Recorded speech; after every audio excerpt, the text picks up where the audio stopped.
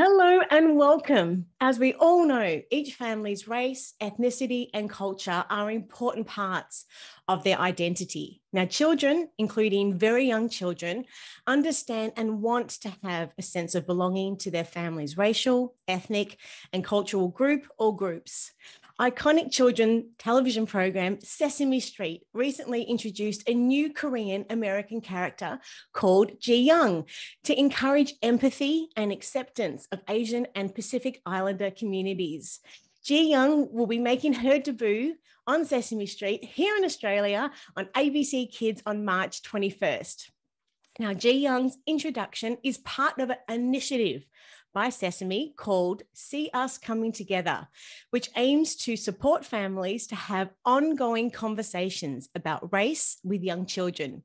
So if you ever wondered how we can help children feel pride and confidence in their own skin and develop positive racial attitudes about other children, well, you are in the right place. Now, today, I am so excited for our 200th episode to welcome two very special guests all the way from Sesame Street in New York City. Welcome, Autum Zitani, who is a content producer at Sesame Workshop, and Ji-young, the newest resident of Sesame Street. Welcome. Hi. How are you guys? Oh, we're great. How are you doing? Yeah? I'm feeling awesome. Me too. Awesome. And Ji-young, I'm so excited to meet you.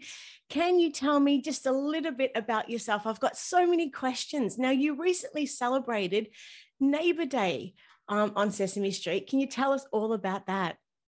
Oh, yeah. Neighbor Day is a celebration of our community and everybody who lives in it. And we're really excited. We have a lot of cool guests and visitors coming. And I have a new song that I'm working on to perform at Neighbor Day in front of everybody. Oh, that's awesome. Now, I understand you've met some celebrities like Naomi, Osaka, and Padma, Lakshmi, which, you know, they're big names. And that must have been so exciting for you. You know, what were they like? And what did you learn from them? Oh, my goodness. Padma Lakshmi's skin glows like 1,000 Hawaiian sunsets. She's so beautiful and so smart. And Simu Liu was there too, who's a big star. And I'm a huge fan. And maybe I was a little nervous and a little weird around him, but it was cool. Who else did we have? Melissa King. Oh, Melissa King. She made my favorite Korean food, tteokbokki. Yes. Yeah. And we had Anna Cathcart, Oh, who is so like, I want to be her when I grow up. Yes. And she's really cool and smart, and she has really amazing glasses. Yeah. And Jim Lee. Oh my gosh. Oh, Jim Lee is a super famous comic book artist. Yes. And he's Korean just like me.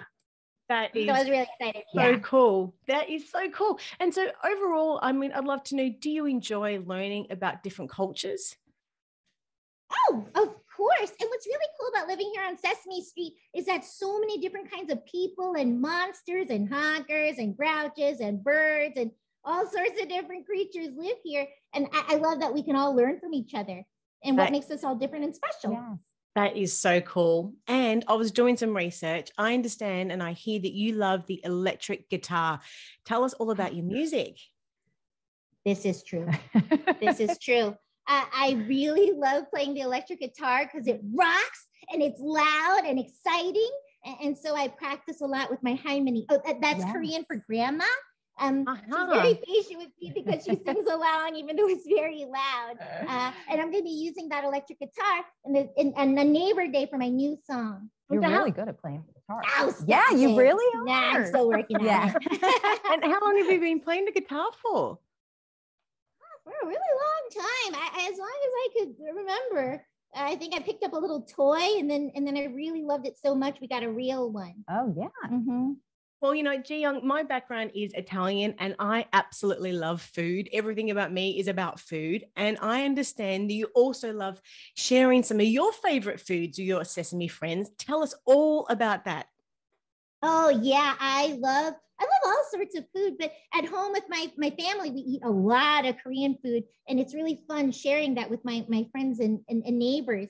My favorite Korean food is tteokbokki, which is like a chewy rice cake, and it's a little sweet, it's a little savory, but it's a little spicy for some people. But there's lots of really good food in my culture. And kimchi. But I also like hamburgers and pizza too. Can't take the American out of the Korean American, Now, you mentioned about your grandma. And in Italian culture, we call our grandmothers our nonna. So what's the name that you give your grandma? I call her Haimani, which just means grandma in Korean. Yeah. That's beautiful. And I understand you like to spend a lot of time with your grandma. Tell me a little bit about that special relationship with her and all the exciting and beautiful things that you guys do together. Oh, well, she loves music just like me. So sometimes she'll sing along to me, practicing my guitar. And I've been learning a traditional Korean dance. It's a fan dance, and it's one that my Haimani learned when she was in Korea as a little kid. And so it's kind of graceful and pretty, which is different from what I like rock out and stuff. But it's nice that we get that special time to share together. It's beautiful. Ji-young, you must have so many friends. Tell us, how do you help your friends feel like they belong? I'd love to know. Oh, gosh. I mean, I think it's about really just accepting who they are. I think that's part of belonging, right? Yeah. And if you see somebody who's not being invited to play tag or something like that, you might say, hey, you want to play tag with us? It's really as simple as that, just having them be involved and inviting them to stuff. How important do you think it is? Yeah. And how important? Well, I'm sorry, Rachel, what was that? Yeah, I was just going to say, how important do you think it is to ensure that everybody does belong? Like, what's your thoughts? Belonging is very important, especially when you're part of a community like we are here on Sesame Street. Yeah. And with that, Ji-young, how have you actually settled into Sesame Street? It must be such a fun place to live. What do you love most about living there? My goodness. Ms. Rachel, it is the funnest place to live ever. Right, Autum? Absolutely. Yeah, I feel very lucky that I got to move here. It's a wonderful place. And like I said, there's so many different people and monsters and animals here. And the fact that we can all be friends and embrace our differences and see what makes us the same, it's really nice. It's a really good community here. That's the best. I mean, have you learned anything from any other Sesame Street residents like Elmo or Big Bird? Oh my goodness. I've learned from ABCKids how to garden. Abby and Tamir, they are in the community garden a lot. So I learned how to do that. Elmo and I are in a band together. And so we learn how to play music as a team, like a band. Elmo plays keyboard and Tamir plays the drums. And Abby just kind of plays whatever's lying around, like a triangle, a kazoo, glockenspiel. Everybody's got really good talent. Classic Abby. Yeah. Right. And I learned from Cookie Monster to really appreciate my food. Yes. So do you have like any favorites or everyone's equal? Like how do you sort of look at all your wonderful friends? Oh my gosh. This is tough. I don't know. Autum, do you have a favorite friend on Sesame Street or someone that you relate to the most? Well, can I say that you are my new favorite? Am I allowed to say that? You can say whatever you like. I wore a jean jacket today in honor of Ji-young. We match. I have a soccer ball. You have a soccer ball. Yes, because I play soccer too. Yeah. Yeah. I love Ji-young. I love how spunky you are and how much confidence you have. Gosh, and you are just so much fun. And you ride a skateboard. You're just very, very cool kid. And a lot of other girls and kids get to look up to you now. So I really appreciate you. I don't even know what to say. What do you say to that? I know. That's awesome. I love everybody here. But one day my goal is to get Oscar to like me. Oh, yeah. Good luck. And that is some job that you've got on your hands there, Ji-young. Definitely. You could reach for the stars, Well, thank you so much, Ji-young. It's been so lovely to meet you. And we might actually ask your good friend, Autum, some questions now. How about that? What do you think? Sure. Great. Cool. Okay. Well, I'll see you later. Okay. Bye. Right, bye. I'll see you Labor Day, Autum. Yeah. Can't wait to rock out. Oh my gosh. Can you bring, I don't know. Drums? Sure. Sure. Okay. Now, we published your article by Sesame Workshop entitled Tips for Talking About Race with Your Child. Now, Autumn, could you please tell us all about it? Yes, the article is all about how Sesame Workshop has introduced Ji Young as our newest friend on Sesame Street, and also provides tips for parents and caregivers on how to have conversations about race with their children. Awesome. Now, Autumn, if I could maybe introduce you properly to our viewers. As I mentioned, Autumn Zitani is a content producer at Sesame Workshop and works in both the production, curriculum and content departments. Now, she has worked with Sesame for over 15 years. That's awesome. Congratulations. Yes, where she thank you. Reviews, creates and integrates educational and developmentally appropriate content across Sesame Workshop media platforms, such as television, digital media, and social platforms. So once again, it's so wonderful to be able to chat with you. I would love to know, why did Sesame Workshops decide to create a character like Ji Young?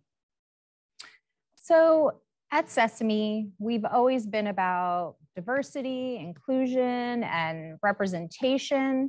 And including Ji Young as our newest friend really allows us to represent part of the Asian and Pacific Islander communities. And we know how important it is to have representation on television and have give children an opportunity to see themselves on television. And another thing that's really important is for other kids to be able to see Ji Young and to be able to learn about her and her family and her culture. And so the introduction of Ji Young is part of an initiative, as I mentioned earlier on in the interview, called See Us Coming Together. Can you tell us a little bit about that? Yes. This is all about resources for parents and caregivers to help them talk about race and racism with their children. We have a lot of video content and tips and printables that gives a lot of great talking points to start conversations, because as a parent, I know firsthand that sometimes it's tough to have these hard conversations and you might not know what to say. And this really gives the opportunity to have some talking points at the ready, but also know that sometimes you might not have all the answers, and that's okay. And you can, put a pin in something and go back and learn more and really open it up to have these conversations with kids. Yeah, because there certainly it's been a busy world the last few years, no doubt. And, kids, no doubt, hear things, even if they're not directly watching the news, and or just feeling the energy and the vibe that's, wherever they are. It's either at home, even in the schoolyard, kids talk naturally as well. So, yeah. How important is it that parents start having those conversations with children at a young age to prepare them and equip them and just educate them about race and identity? And if they don't know where to start, like where can they start? Yes, on our website. And then we also have Sesame Street in Communities, which is another website of ours where we have lots and lots of resources that you can go check out. But to answer your question, it is so important to start early. We know that at the very earliest of ages that kids are not colorblind. They notice differences, and they're so curious at that age that they have this innocence about them where they just ask a lot of questions, and they're observing their world and want to know why someone's skin is different than theirs, or why someone's hair might be different, or why their family might practice, some sort of tradition or have a holiday that might be different. So what's important is that just to embrace those questions and that curiosity and answer them as truthfully as you think your kids can handle. And what's really nice is that you can celebrate all of these different cultures and differences while also noticing how similar we all are as well. So you just want to embrace those moments with kids at an early age. Don't be scared to have the tough conversations. I guess the hardest part sometimes is just starting that conversation and opening that conversation up as well. So is there any other advice that you would give to families about wanting to start having conversations about race and racism with their children? Yes, absolutely. Start by asking them questions, which is really helpful because then that gives you kind of an idea of where they're at and what they're thinking about. And it's okay to point out differences and to talk about how special those differences are. So for instance, I might have curly hair and that's something that makes me special. And someone else might have a different type of curly hair, maybe tight coily hair. And that's what makes them special. So that way kids get to notice that, oh, there's something that we have in common, but there's also differences about us, and that's okay. And that's great. And those differences are what make us who we are. And there are lots of parts of our identity that we need to embrace and celebrate. Absolutely. And last year, Sesame Street also introduced 2 other new characters called Wes and Elijah. Could you tell me a little bit about them? Yes, well, it's been so lovely having them on Sesame Street as well. It's really great when we get to have a father and son and be able to model that relationship between the 2 of them. And they've been part of our racial justice work and initiative as well. And so they're able to talk about a lot of things like race and racism and perhaps melanin, which we all have in our skin, and model ways that parents and kids can have those conversations, which is really nice. And then, you know, when Elmo comes along, then he gets to also learn along with them and with the child at home. So all in all, it's really nice modeling for all of the kids. And talking about modeling, you know, like, why do you think it's really important that children see people like themselves represented on a screen and in stories?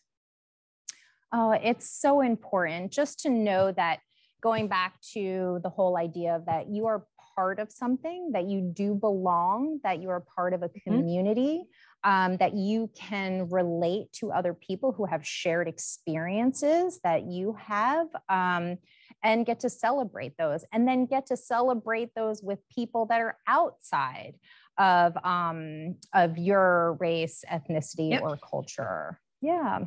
I think it's one of those really important things that until a parent maybe takes note and has a look along the bookshelf, what sort of books that they have on their shelf, and, you know, what do they represent and what sort of characters are in those books as well, which is something really important, I think, as, you know, parents are sitting down and reading books to their children before they go to sleep and all those types of things. This is something I think that we should really be taking note of, because it's not just, as you said, represented on a screen, it's in stories, it's in books. Absolutely. So what are your thoughts on that? No, you make a great point. You know, it's not just on the screen. So it is in books, it's in the other media, or just life that's around children, the other adults that they're in contact with. I think they're all great starting places where you can then have conversations. So you can take a page in a book and point out perhaps some differences or similarities. You can use a clip from Sesame Street to just jumpstart a conversation. It really helps, actually, and starts to give you just a baseline of things to talk about, and gives you like the language that you need to be able to have those conversations, which I think is really helpful for parents. I can commiserate that sometimes it's just hard to know where to start. Completely. Absolutely. And I think it's just having that ease and flow and making it not a big thing, in the sense, it's just as part of everyday conversation, I think is maybe one of the most important things that we can sort of share today, this is something that should be integrated into our daily life. It's not a nice to have, it's a must have, and it's just part of the world the way that it is. Absolutely. You know, I feel like at the very core is how to be a good friend, how to have empathy, being able to express your emotions. There's so much that's a part of all of this racial justice work that is really important. And possibly just approaching it as it's not hard. It's just something that, as you just said, if you approach it with love and empathy and an open heart, it's nothing that should be approached as being something that's difficult or challenging. I don't know. What are your thoughts? Absolutely. Absolutely. And it can come from a positive place of curiosity. Love that. Now, this isn't the first time that Sesame Street has addressed some of the tough issues, is it, either? No, not at all. Yeah. So like what other bits and pieces have they addressed in the past that you sort of know of? Over time, we had the death of Mr. Hooper. We've had, when a hurricane came and hit Sesame Street, there have been things along the way that we haven't shied away from, because we know kids are experiencing these in their own lives. So that way we can help give them just the strategies with how to deal with those tough situations. And then also going back to helping the parents, give them language on how to have those hard conversations, maybe about loss or change, disappointment. Those are all really, really big emotions for young children. So being able to help them manage those and how to express those and label them is just really important skills for children at that age. Has it always been Sesame Street's, strategy to be able to provide the opportunities to be able to open big conversations with children? And just tell us a little bit about that. I'd love to hear all about it.